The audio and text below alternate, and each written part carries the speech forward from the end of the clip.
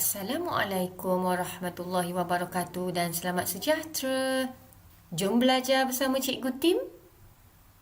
Bahasa Melayu Komunikasi, Pendidikan Khas, Tingkatan 2. Pada hari ini, Cikgu akan menyambung PDPR, masih lagi tema yang pertama, keperluan asas manusia. Tajuk, Unit 2, Rumah. Jadi pada hari ini cikgu akan mengajar tentang rumah. Seterusnya, Unit 2 Rumah, Kemahiran Mendengar. Dengar dan sampaikan maklumat dengan betulnya. Tajuk Rumah Idaman. Apa ya maksud rumah? Rumah merupakan tempat tinggal sesebuah keluarga dan individu. Cikgu Liza sedang mengajar murid-muridnya tentang jenis-jenis rumah. Cikgu Liza memberikan tugasan kepada muridnya. Di manakah kamu tinggal? Contohnya, kamu tinggal di negeri Perak. Contoh ya cikgu berikan. Lakarkan bentuk rumah kamu. Rumah kamu jenis apa? Contohnya rumah banglo. Jadi kamu lakarkanlah bentuk rumah kamu. Seterusnya yang ketiga, nyatakan alamat lengkap kamu. Apabila cikgu tanya tentang alamat lengkap, nyatakan. Jadi perlu ada nombor rumah, jalan, kawasan ataupun taman perumahan, kampung dan sebagainya. Seterusnya mesti ada apa lagi? Mesti ada postcode. Selepas postcode, mesti ada daerah dan akhir sekali negeri yang kamu tinggal. Akhir sekali, bagaimanakah rumah idaman kamu? Contohnya, kamu mengidamkan sebuah rumah banglo. Kemudian, kamu juga mengimpikan rumah banglo kamu itu terdapat sebuah kolam renang dan juga sebuah taman. Cikgu bagi contoh saja berkenaan dengan rumah idaman. Cikgu doakan semoga anak murid cikgu berjaya mencapai rumah idaman. Seterusnya, jenis-jenis rumah di Malaysia. Cikgu akan terangkan beberapa jenis rumah yang terdapat di Malaysia. Yang pertama, banglo. Mari kita lihat contoh rumah banglo. Gambar menunjukkan contoh rumah banglo. Jika kita lihat di sini, sebuah rumah saja besar banglo sebuah. Seterusnya, semi-D. Contohnya, yang ini adalah contoh rumah semi-D. Seterusnya, yang ketiga, teres. Contoh, gambar menunjukkan contoh rumah teres. Seterusnya, flat. Gambar menunjukkan contoh rumah flat. Yang kelima, apartmen. Yang ini contoh gambar apartmen, rumah apartmen lah. Dan kondominium. Gambar menunjukkan contoh kondominium. Terdapat kolam renang ya di sini. Untuk kegunaan pemilik kondominium. Cikgu simpulkan di sini beberapa jenis rumah yang terdapat di Malaysia. Yang pertama, banglo. Yang kedua, semi-D. Yang ketiga, teres. Yang keempat, flat. Yang kelima, apartmen. Yang keenam, kondominium. Ada 6 yang cikgu terangkan ya. Seterusnya, tuliskan jenis-jenis rumah di Malaysia dalam modul yang cikgu telah berikan. Seterusnya, kemahiran membaca. Baca, kemudian fahami petikan di bawah. Mari kita baca sama-sama. Anak murid cikgu ikut ya, cikgu baca. Kemudian video cikgu ni kamu boleh tonton berulang-ulang kali untuk memantapkan lagi kemahiran membaca awak. Rumah tradisional Melayu Melaka.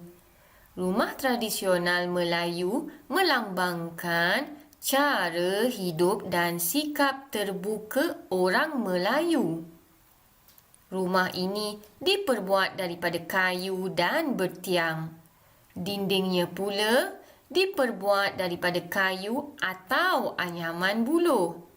Rumah tradisional ini juga beratapkan rumbia, nipah atau kayu. Antara rumah tradisional yang terdapat di Malaysia ialah rumah tradisional Melayu Melaka. Rumah tradisional Melayu Melaka ini dibina dengan reka bentuk warisan masyarakat Melayu dan mempunyai ciri-ciri yang unik. Rumah ini mempunyai bumbung yang panjang dan bertangga batu.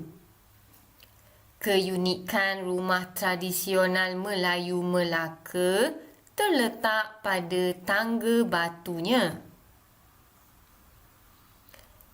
Tangga batunya mempunyai jubin yang bercorak. Halaman rumah tradisional ini biasanya dihias dengan pelbagai jenis pokok bunga. Selesai pun kita telah membaca petikan berkenaan dengan rumah tradisional Melayu Melaka. Anak murid cikgu boleh berulang-ulang kali ya membaca. Mari kita lihat atap rumbia. Yang ini atap rumbia. Seterusnya dinding kayu. Rumah ni diperbuat daripada kayu. Kemudian tiang kayu. Yang ini tiang kayu. Tangga, batu, jubin bercorak yang ini. Dan akhir sekali ukiran kayu. Terdapat ukiran pada kayu ni. Anak murid cikgu boleh membaca berulang-ulang kali ya. Selamat membaca. Seterusnya, unit 2 lagi rumah. Kemahiran menulis iaitu aktiviti. Laporan harian. Sewaktu lawatan sehari ke Melaka, Fatin telah dilantik sebagai ketua. Dia telah mengisi borang laporan tugasan harian dengan maklumat berikut. Ini adalah borang laporan tugasan harian. Terdapat beberapa perkataan yang perlu anak murid cikgu tuliskan untuk melengkapkan laporan harian Fatin. Lengkapkan laporan di atas dalam modul yang telah cikgu berikan. Lengkapkan laporan ini menggunakan perkataan yang sesuai untuk melengkapkan laporan tersebut. Yang ini tulislah tarikh ya, 23 April 2020 lah. 2021 belum lagi kan? 23 April 2020. Kemudian ada beberapa tempat kosong ni. Anak murid cikgu baca. Isikan dengan perkataan yang paling sesuai. Tulis dalam modul ya. Seterusnya, aktiviti. Cari 10 perkataan tersembunyi yang berkaitan dengan rumah. Bila kita lihat ni ada 10 perkataan. Atap, dinding, tiang, bumbung, pintu, tradisional, rumbia, tangga, moden dan jendela. Jadi anak murid cikgu cari jawapan dalam ni. Bila dah dapat cari jawapan berdasarkan 10 perkataan tersebut, gunakan pensel dan pembaris untuk menggariskan jawapan dalam jadual ini. Itu saja untuk PDPR cikgu pada minggu ini.